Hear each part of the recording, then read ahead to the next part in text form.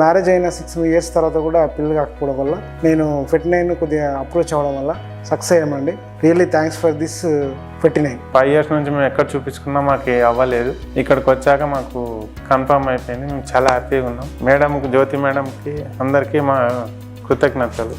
Marriage అయ్యి 10 years అవుతుందండి. ఎన్ని హాస్పిటల్ తిరిగినా పిల్లలు కాలేదండి. అయితే ఇక్కడ సిటీలో ఫెర్టినైన్ హాస్పిటల్కి వెళ్ళమని చెప్పారు. అయితే ఇక్కడికి వచ్చాము. వచ్చిన తర్వాత డాక్టర్ చెక్ చేసింది. మాకు చాలా హ్యాపీగా ఉంది. మాకు ట్రీట్మెంట్ చేసింది జ్యోతి మేడము, ఫెర్టినైన్ హాస్పిటల్. చాలా సంతోషంగా ఉందండి. అదేవిధంగా ఎవరన్నా లేని వాళ్ళు, ఇట్లా పిల్లలు కాని వాళ్ళు ఉంటే మాత్రం ఇక్కడ హాస్పిటల్లో చూపించుకుంటే తొందరగా రిజల్ట్ వస్తుంది. చూపించుకుంటే బాగుంటుంది. హాయ్ వ్యూవర్స్, నేను డాక్టర్ జ్యోతి, ఫర్టిలిటీ ఎక్స్పర్ట్, డైరెక్టర్ 49 మాట్లాడుతున్నాను. ఈరోజు ఐవీఎఫ్ గురించి మాట్లాడుకుంటాం. అంటే ఐవీఎఫ్ అంటే ఏంటి, ఇది ఎవరికి సజెస్ట్ చేస్తారు డాక్టర్స్, ఫర్టిలిటీ ఎక్స్పర్ట్, ఎవరికి ఐవీఎఫ్ అవసరము, ఈ ప్రాసెస్ అంటే ఏంటి, దీనికి ఉన్న సక్సెస్ రేట్ ఏంటి, అండ్ ఎటువంటి అయినా జాగ్రత్తలు తీసుకోవాలి ఈ ప్రాసెస్లో, అండ్ ఐవీఎఫ్ అండ్ ఇక్సీలో డిఫరెన్స్ ఏంటి, దీని గురించి మాట్లాడుకుంటాం అన్నమాట.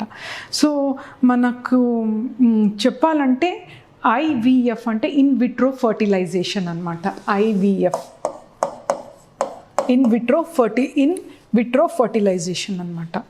సో ఈ ప్రాసెస్ అనేది అందరికీ అవసరం ఉండదు. ఇట్స్ కపుల్కి it's their right to have natural pregnancy అన్నమాట. గైడ్లైన్స్ ప్రకారం చూస్తుంటే ఒక కపుల్ న్యాచురల్గా ఫస్ట్ ఇయర్ అంటే ప్రెగ్నెన్సీ ప్లాన్ చేస్తే 82%కి ఏమీ ట్రీట్మెంటే అవసరం ఉండదు. న్యాచురల్గా ప్రెగ్నెన్సీ అయ్యే ఛాన్సెస్ ఉంటాయి అన్నమాట. సెకండ్ ఇయర్లో ఆల్మోస్ట్ 92% వాళ్ళకి న్యాచురల్గా ప్రెగ్నెన్సీ అయ్యే ఛాన్సెస్ ఉంటాయి అన్నమాట. So it is right of every couple to have natural pregnancy అన్నట్టు. బట్ కొందరు ఒక 8% మిగిలిన వాళ్ళకి చాలా కష్టం అన్నమాట, న్యాచురల్గా ప్రెగ్నెన్సీ కాదు. ఈ నానా రీజన్స్ ఉంటాయి అన్నట్టు. సో నాట్ ఓన్లీ 2 years, కొందరు 5 years, 10 years, మొన్న వీ హ్యావ్ సీన్ 25 years పాపం లాంగ్ వెయిట్ అయిన తర్వాత వాళ్ళకి ఐవీఎఫ్ ద్వారా ప్రెగ్నెన్సీ అందింది అన్నట్టు. సో కొందరు కపుల్స్కి it becomes a very difficult journey అన్నమాట. సో మన ఇండియన్ సొసైటీలో యూజువలీ ద సిచ్యుయేషన్ ఏంటి అంటే, పెళ్ళి అయిందా, ఒక 5 years అయిపోతే ఎంతమంది పిల్లలు, the question is always like that అన్నట్టు. సో కొందరికి డిఫికల్ట్ ఉన్నప్పుడు ప్రాసెస్ అనేది ఫర్టిలిటీలో we have definite technology, different advance technology ఉంది. బేసిక్ సింపుల్ మెథడ్స్ కూడా ఉంటాయి అన్నమాట ఫర్టిలిటీలో. సో ఇండికేషన్ ఫర్ ఐవీఎఫ్, ఎవరికి ఐవీఎఫ్ అవసరము. సో ఐవీఎఫ్ అవసరము అనేటప్పుడు మనకి చెప్తే ఫస్ట్ ఇండికేషన్, కొందరు లేడీస్లో ఎండోమెట్రియాసిస్ అని కొన్ని ప్రాబ్లం ఉంటాయి అన్నమాట. అంటే అండాశయంలో ఎగ్ బ్యాగ్లో ఎగ్స్ ఉండాలి, బట్ కొందరు లేడీస్లో ఎగ్ బ్యాగ్లో సిస్ట్ ఉంటాయి అన్నమాట, చాక్లెట్ సిస్ట్ అన్నట్టు. ఎగ్స్ చాలా తక్కువ ఉంటాయి అన్నట్టు.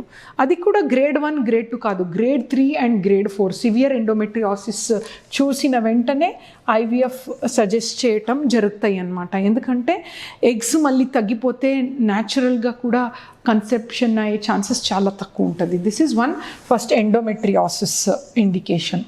సెకండ్ ఇండికేషన్ ఏంటి అంటే, లేడీస్కి నార్మల్గా ఎగ్ బ్యాగ్లో ఎగ్స్ ఉండాలి అన్నట్టు. నార్మల్గా 8 ఎగ్స్ ఉంటాయి అన్నట్టు ఎగ్ బ్యాగ్లో. బట్ కొందరు లేడీస్లో మేబీ యంగ్ కూడా ఉండొచ్చు, వాళ్ళు ఏజ్ కూడా ఉండొచ్చు, ఎగ్ బ్యాగ్లో చాలా తక్కువ ఎగ్స్ ఉంటుంది, 3 and 4. We call it as poor ovarian reserve అన్నట్టు. POR, పువర్ ఓవేరియన్ రిజర్వ్ అంటే అండాశయం, ఓవరీ, దాంట్లో చాలా పువర్గా ఎగ్స్ ఉన్నాయి, చాలా తక్కువ ఎగ్స్ ఉన్నాయి. ఎందుకు ఐవీఎఫ్ సజెస్ట్ చేస్తామంటే, ఇంకా చాలా లేట్ అవుతే వాళ్ళకి ఎగ్స్ 0 అయిపోతుంది. 0 ఉంటే మళ్ళీ న్యాచురల్గా కానీ వాళ్ళ ఎగ్స్తోనే కన్సీవ్ అయ్యే ఛాన్సెస్ చాలా తక్కువ. కాబట్టి వి సజెస్ట్ ఐవీఎఫ్ అన్నమాట.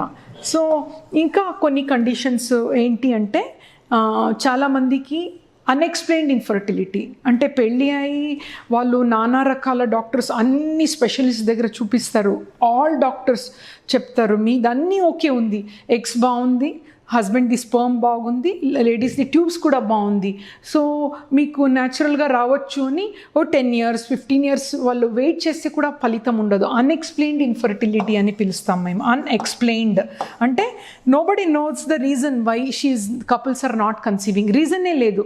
బట్ బికాజ్ అది ఎందుకు అన్ఎక్స్ప్లెయిన్డ్ అంటే మనకున్న మినిమం టెస్ట్లో ఆ ప్రాబ్లం ఏర్పడట్లేదు. డీపర్గా వెళ్తే ఉంటుంది, ఎందుకంటే న్యాచురల్గా 10 years వరకు కూడా పిల్లలు కాలేదంటే there is some issue. Maybe ఆ లేడీస్ది ఎగ్ చాలా థిక్ ఉండొచ్చు, స్పర్మ్స్ నార్మల్ ఉంటే కూడా ఫంక్షనింగ్ కెపాసిటీ బాగా ఉండకపోవచ్చు, ట్యూబ్స్ ఓపెన్ ఉంటే కూడా ట్యూబ్స్ కూడా ఒక ఫంక్షన్ చేయాలి, ఎగ్ని స్పర్మ్ని కలవాలన్నమాట. సో అవన్నీ చేయలేకపోతే we call it unexplained infertility అన్నట్టు. వీళ్ళకు కూడా వి సజెస్ట్ ఐవీఎఫ్. అంటే ఐయుఐ అన్ని ఫెయిల్ అవుతే వి సజెస్ట్ ఐవీఎఫ్. ఇంకా what we see regularly is even కొన్ని కండిషన్స్లో ట్యాబ్లెట్స్ అన్నీ ఇస్తాం, ఒక 6 to 8 months వాళ్ళు కన్సీవ్ కారు. నెక్స్ట్ ల్యాప్రోస్కోపీ కూడా చేస్తాం, వాళ్ళు అప్పుడు దాని తర్వాత కూడా కన్సీవ్ కారు. అండ్ దెన్ ఐయుఐ కూడా 3 to 6 cycles అయిన తర్వాత కూడా వాళ్ళకి కన్సీవ్ కావట్లేదు. బట్ మ్యారేజ్ అయ్యి ఎన్నో ఇయర్స్ అయింది, వాళ్ళు చాలా ఎదురు చూస్తున్నారు. సో అదర్ ప్రాసెస్ ఫెయిల్ అయినప్పుడు కూడా వి సజెస్ట్ ఫర్ ఐవీఎఫ్ అనమాట. ఎందుకంటే success rate is better in IVF compare to IUI అన్నట్టు. And other condition is male factor. అంటే మగవాళ్ళలో ఏదైనా ఇష్యూ ఉందనుకోండి, ఎటువంటి ఎనీ ఇష్యూ అంటే we call it as SOAT, severe oligoteratozoospermia. అంటే స్పర్మ్ కౌంట్ అనేది 5 million కింద తక్కువ ఉండి, మొటిలిటీ కూడా చాలా తక్కువ ఉంది, అంటే అబ్నార్మల్ షేప్ ఉన్న స్పర్మ్స్ వాళ్ళకి న్యాచురల్గా ప్రెగ్నెన్సీ కాకపోతే ఐవీఎఫ్ సజెస్ట్ చేస్తామన్నమాట. అండ్ ఇంకొక కండిషన్లో స్పర్మ్స్ 0 ఉంటాయి అన్నట్టు, స్పర్మ్సే ఉండదు, బట్ స్టిల్ తనకు జెనెటిక్ ఫాదర్ అవ్వాలి. అప్పుడు టెస్టిస్ నుంచి డైరెక్ట్గా తీసి మనం అప్పుడు ఐవీఎఫ్ కాదు ఇక్సీలో చేయాలన్నమాట, అది ఎగ్లో ఇన్సర్ట్ చేయాలన్నట్టు. So these are the regular indications for IVF అన్నట్టు. ఇంకా కొన్ని చిన్న చిన్న మిసెలేనియస్ ఇండికేషన్స్ ఉంటాయి అన్నట్టు. So next process, how do we do the process అన్నట్టు. ప్రాసెస్ అనేటప్పుడు లేడీస్కి యూజువల్గా there are different protocols, agonist protocol, long protocol or antagonist protocol, short protocol అని. ఈ మధ్యలో ఎక్కువ అందరూ షార్ట్ ప్రోటోకాల్, ఇంజెక్షన్స్ చాలా తక్కువ ఇచ్చి తొందరగా ప్రెగ్నెన్సీ అయ్యేటట్టు we're planning for a short protocol. So ఈ ప్రోటోకాల్లో డే 2 periodsని మేము లేడీస్ని పిలుస్తామన్నమాట. సెకండ్ డే వచ్చినప్పుడు స్కాన్ చేయటం జరుగుతుంది. స్కాన్లో ఎగ్ కౌంట్, సో అవన్నీ చూసి హార్మోన్ వాల్యూస్ అని oestrogen, progesterone, E2, P4, FSH, LH, AMH కొన్ని హార్మోన్ టెస్ట్ చేసి అన్నీ చేసి ఎవ్రీథింగ్ ఈజ్ ఫైన్ అంటే గ్రీన్ సిగ్నల్ అన్నట్టు. సో డే 3 నుంచి ideally day 2 or day 3 injection start అవుతుంది అన్నట్టు. సో ఎవ్రీడే ఒక చిన్న ఇంజెక్షన్స్, వెరీ స్మాల్, చాలా పెయిన్లెస్ అనమాట, ఒక స్మాల్ ఇంజెక్షన్స్ ఇస్తామన్నట్టు. ఒక 10 days వరకు ఇంజెక్షన్స్ ఇచ్చి, ఎందుకు ఇంజెక్షన్స్ ఇస్తున్నామంటే న్యాచురల్గా ఒకటే ఎగ్ రిలీజ్ అవుతుంది. బట్ ఐవీఎఫ్ చేసేటప్పుడు మనకు అట్లీస్ట్ ఉన్న ఎగ్స్ ఎన్ని ఎగ్స్ ఉన్నాయో 8 to 10 ఉంటే సక్సెస్ చాలా పెరుగుతుంది అనమాట. సో ఇదన్నీ ఇంజెక్షన్స్ ఆర్ వెరీ ఏమి సైడ్ ఎఫెక్ట్స్ ఉండదు అన్నట్టు. వెరీ ఇప్పుడు ఉన్న medicine has research so much అండి. So side effects is almost I can say very negligible అన్నట్టు. So 10th to 12th day egg తీయటానికి ఒక ట్రిగర్ ఇంజెక్షన్స్ ఇస్తాము. తీసిన 36 hours ఎగ్ బయటకి రిలీజ్ అయ్యేటప్పుడు ఆ లేడీకి మత్తిచ్చి థియేటర్లో పెయిన్లెస్, అంటే అనస్థీసియాలో పెయిన్లెస్గా చిన్న నీడిల్ ఇచ్చి ఎగ్ బ్యాగ్ నుంచి ఎగ్ని తీస్తామన్నమాట. మొత్తం ఎగ్ తీస్తామన్నట్టు. ఒక లేడీకి ఆన్ పీరియడ్స్ డే 10 eggs ఉంటే అరౌండ్ 7 to 8, 70% ఎగ్స్ యూజువలీ నార్మల్గా వస్తుంది అనమాట. సో ఎగ్ తీసిన తర్వాత ఎంబ్రియాలజిస్ట్ ఆ ఎగ్ని హస్బెండ్ స్పర్మ్ ఇస్తారన్నట్టు. సో ఐవీఎఫ్లో ఏం చేస్తారంటే ఒక్కొక్క ఎగ్కి 25,000 స్పర్మ్స్ పెట్టేస్తారనమాట. సో ఐవీఎఫ్లో ఎగ్స్ అండ్ స్పర్మ్ ఒక చిన్న పెట్రీ డిష్లో పెడితే 1 dayలో ఆ స్పర్మ్ వెళ్ళి బేబీ ఫామ్ అయిపోతుంది అనమాట ఎగ్లో అన్నట్టు. బట్ ఇక్సీలో ఏం చేస్తామంటే కొన్ని సిచ్యుయేషన్లో డైరెక్ట్గా ఆ ఎగ్ లోపల ఎంబ్రియాలజిస్టే స్పర్మ్ ఇన్సర్ట్ చేస్తారనమాట. We have something called as micro manipulator, చిన్న ఇన్స్ట్రుమెంట్ అన్నట్టు, వెరీ బ్యూటిఫుల్ ఇన్స్ట్రుమెంట్. ఆ ఇన్స్ట్రుమెంట్లో ఎగ్ని స్పర్మ్ని కలిపేస్తే అది కరెక్ట్గా 24 hours బేబీ ఫామ్ అవుతుంది అనమాట. సపోజ్ ఆ లేడీకి 10 eggs వస్తే అన్ని పెట్రీ డిష్లో స్పర్మ్స్ మనం పెట్టిన 24 అవర్స్లో 70% కన్వర్షన్ ఉంటుంది యూజువలీ. ఒక 6 to 7 ఎంబ్రియోస్ ఫామ్ అవుతుంది అనమాట. అన్ని బేబీస్ అనమాట, 6 to 7 స్మాల్ ఎంబ్రియోస్. థర్డ్ డేలో we call it as cleavage stage embryos అనమాట. అండ్ డే 5లో బ్లాస్టోసిస్ట్ అని చెప్తాం అన్నట్టు. బ్లాస్టోసిస్ట్ మంచి హెల్తీ, అది ప్రెగ్నెన్సీ కెపాసిటీ చాలా ఎక్కువ ఉంటాయి అన్నమాట. సో బేబీ ఫామ్ అవుతుంది. ఈ బేబీని మనము సేమ్ న్యాచురల్గా లేడీకి గర్భాశయం ట్యూబ్స్లో ఏం జరుగుతుందో we mimic it in the lab. We don't do anything against nature అనమాట. సేమ్ న్యాచురల్గా ఎట్లా అవుతుందో గర్భాశయంలో సేమ్ ల్యాబ్లో జరుగుతుంది అనమాట. సో దాని తర్వాత ఆ బేబీని మనము ఆ లేడీ గర్భాశయం అంటే we call it as seed and soil అనమాట. ఇత్తనాలు గర్భాశయం మట్టిలో పెట్టినట్టు అన్నట్టు. సో ఈ సీడ్ అనేది ఎంబ్రియో.